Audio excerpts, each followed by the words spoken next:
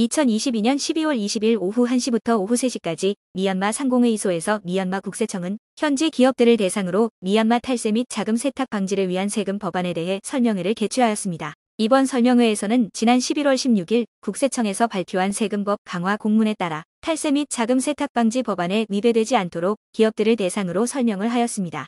미얀마 상공회의소에 등록된 회사들은 협회사마다 임원 1명 또는 담당 직원 1명이 참석하였습니다.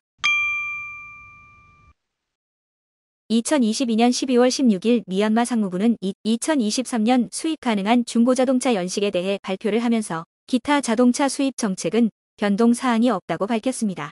개인 승용차는 연식 2022년 이후 차량만 수입이 가능하여 사실상 신차 수입만 가능하기 때문에 중고 차량을 수입하기란 현실적으로 어려움이 많을 것으로 보입니다.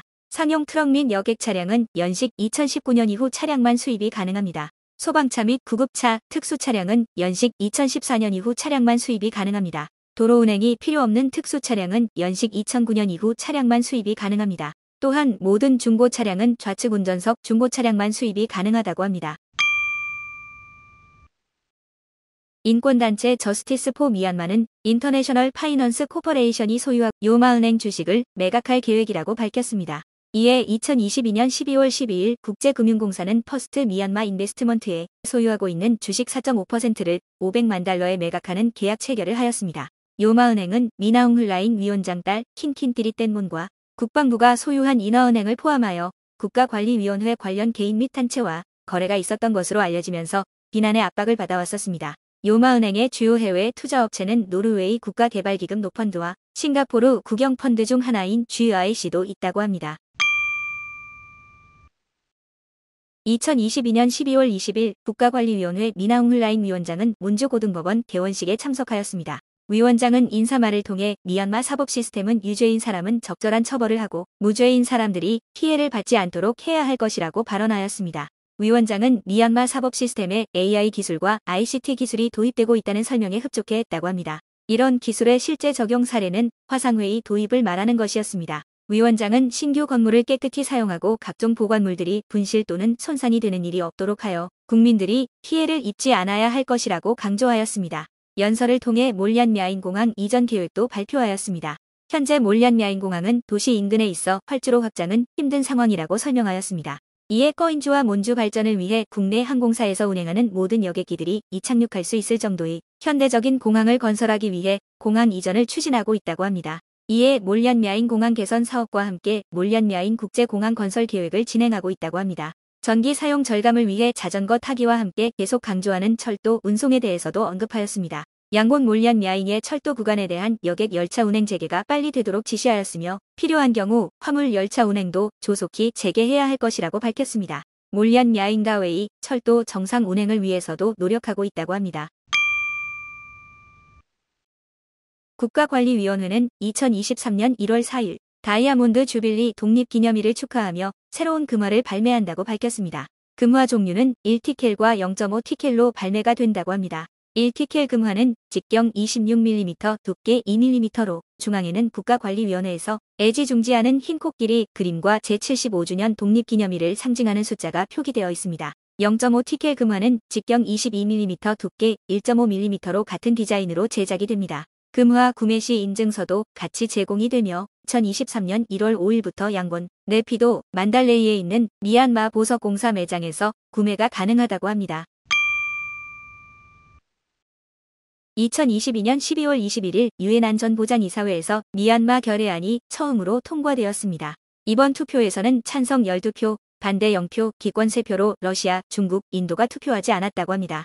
결의안 주요 내용을 보면 미얀마 폭력행위 중단과 아웅산수치 전 국가고문과 윈민 대통령을 포함한 강압적으로 구속된 수감자 자의적 석방을 요구하고 있습니다. 유엔 안전보장이사회는 민주적 절차와 대화를 통한 민주주의 회복, 위기 해결에 대한 아세안의 중심성, 인도적 지원 접근에 대한 방해, 금지와 안전 보장을 거듭 강조하고 있습니다. 라카인주의 경우 로힝야들의 안전한 송환을 위해 방안을 마련해야 한다고 강조하였습니다. 하지만 유엔 안보리 결의안 통과 이후 회원국은 이를 따라야 하는 구속력이 있다고 하지만 실제로 이행되는 경우는 많지 않습니다. 이번 결의안 통과 이후 인권단체들은 첫 번째 결의안 통과에 대해 환영의 메시지를 보냈지만 아직까지 무기 금수 조치 및 미얀마 국제형사재판 회부 등의 구체적인 요구사항들이 반영되지 않은 점을 지적하였습니다. 휴먼 라이츠 와치는 이전 결의안 초안에는 무기 금수 조치가 있었으나 이번 결의안에는 삭제가 되었다고 지적하였습니다. 러시아 대표는 결의안이 인권에 초점을 두고 있다는 것을 언급하며 미얀마 상황에 대해선 유엔 인도주의지원위원회에서 논의하는 것이 더 적합할 것이라고 제안을 했습니다. 이번 유엔 안보리 결의안이 균형을 잡지 못했다고 지적하며 아세안의 방침을 침해하지 않아야 한다고 밝히고 국가관리위원회의 선거 계획은 헌법에 따라 진행되고 있다고 밝혔습니다. 중국 대표도 결의안이 균형을 잡지 못했다고 지적하며 미얀마 위기에 대한 빠른 해결책은 없는 상황에서 분쟁의 해결은 미얀마에 달려있다고 밝혔습니다. 아세안 지도자회의에서 나온 5가지 요구안 이행을 지지하기도 하였습니다. 인도 대표는 미얀마 내 당사자들 간의 포괄적인 정치적 대화를 장려하는 것이 아니라 융통성 없는 입장만 만들 수 있는 결의안이기 때문에 기권을 한다고 밝히며 아세안에 대해선 언급하지 않았습니다. 한국 정부는 유엔 안전보장이사회의 미얀마 관련 결의안을 채택한 것을 환영하고 지지한다고 성명서를 발표하였습니다. 이번 결의를 통해 미얀마 폭력 중단과 자의적 구금자 석방, 인도적 지원 제공, 민주주의 회복 등 미얀마 사태 해결을 위한 국제사회의 의지를 확인한 것으로 평가한다고 밝혔습니다. 이에 한국 정부는 미얀마 사태의 평화적 해결과 미얀마 민주주의 회복을 지지하였습니다.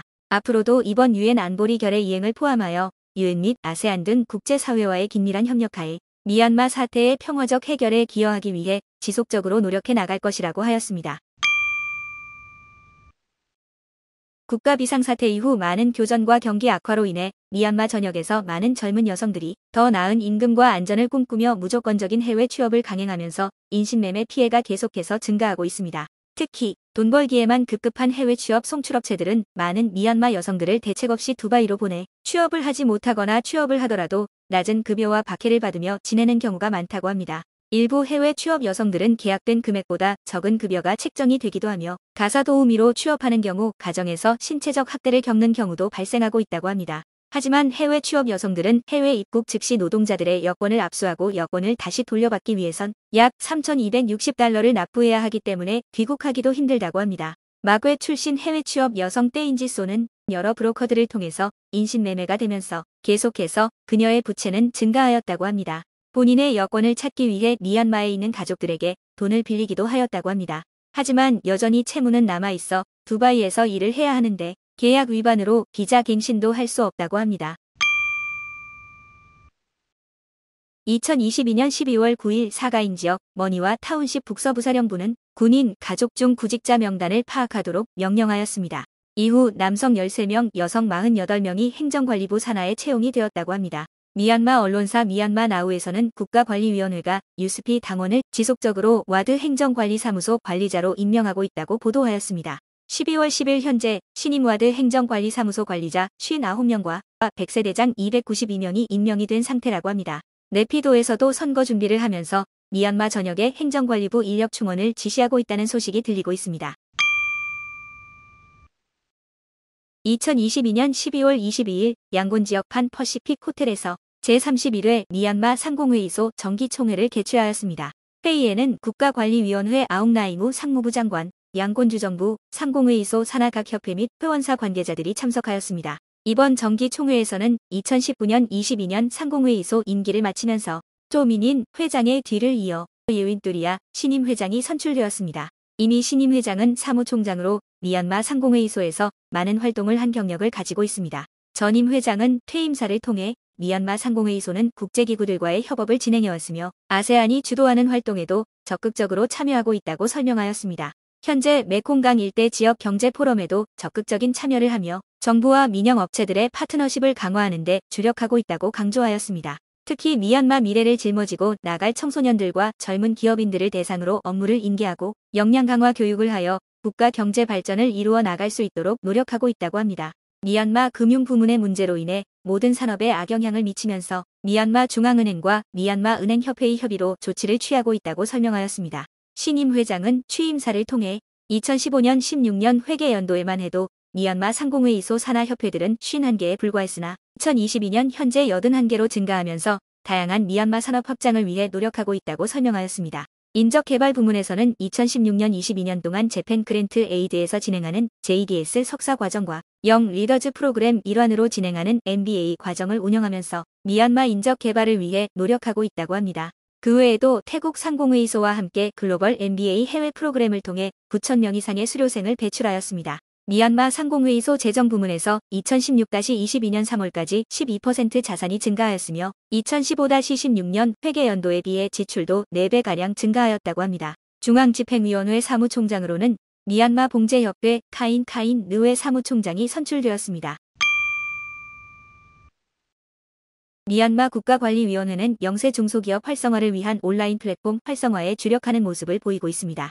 2022년 11월 26일 국가관리위원회 산업부는 영세 중소기업 생산 제품 판매를 위해 미얀마 상품 전자상거래 플랫폼을 구축하고 영세 중소기업 및 산업부 생산 제품들을 판매하기 시작하였다고 합니다. 미얀마 등나무 및 대나무 산업협회에서는 네덜란드 외교부 지원을 받아 미얀마 등나무와 대나무 수공예품 전용 전자상거래 플랫폼을 구축하고 운영을 시작하였습니다. 앞으로 세계적인 무역 전시회 중 하나인 독일 메세 프랑크푸르트에도 미얀마산 수공예품을 소개하고 이 플랫폼을 통해 수출을 활성화하는 것을 목표로 하고 있습니다.